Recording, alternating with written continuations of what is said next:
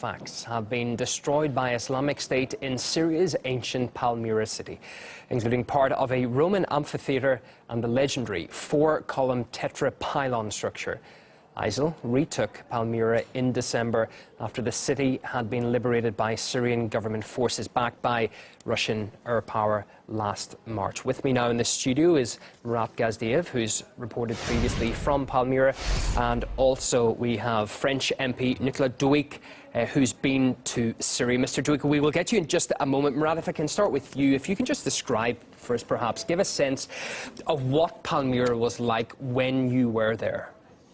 Well, it was majestic. It was a jewel in the middle of an inhospitable desert. It was, you know, a city surrounded by hills, the ancient citadel, the castle of Palmyra, the amphitheater, all the pylons, the structures that still stood despite what ISIS had done to the ancient city. Much of it lay down 2,000 years ago. Imagine how many empires, kings, dictators, governments, regimes had survived. Nevertheless, ISIS really managed to destroy it, and now we're hearing that they're doing away with what they didn't manage to destroy the first time around. In fact, what we filmed in Palmyra may well be the last documented evidence of what it looked like before ISIS retook the city itself.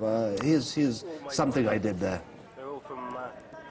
It was here, in this amphitheater, which dates back almost 2,000 years, that ISIS carried out one of its worst atrocities.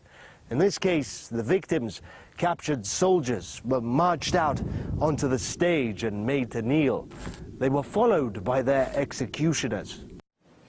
Well, according to satellite images, that amphitheater has been the latest to be bombed. Apparently they destroyed the central part of the amphitheater, the stage.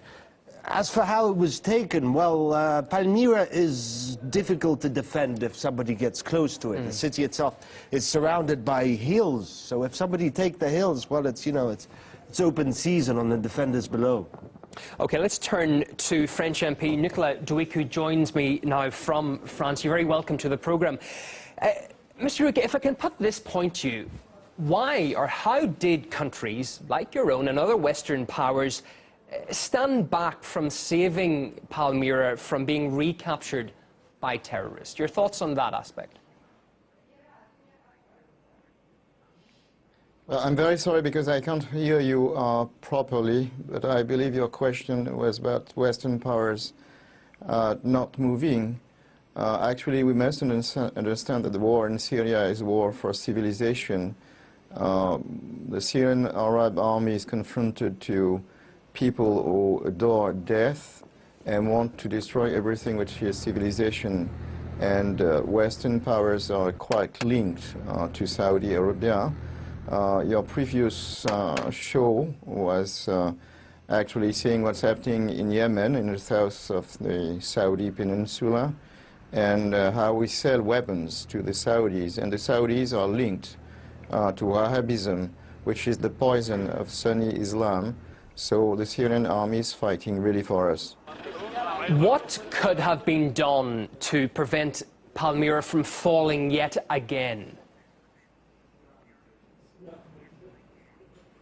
But the question for the Syrian army is like the one which was posed to the German Afrika Corps during the Desert War in 1942.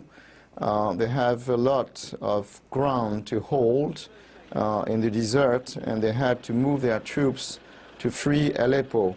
So probably they hadn't enough manpower to protect the city of Palmyra.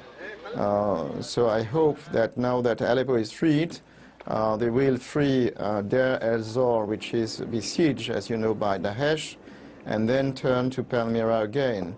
What should be done is what Russia is doing, providing air support and weaponry to the brave Syrian army, which is fighting really again for freedom to all the people on earth, because we are the next on the list, we Europeans, if the Syrian army and Bashar al-Assad is to fall in Syria.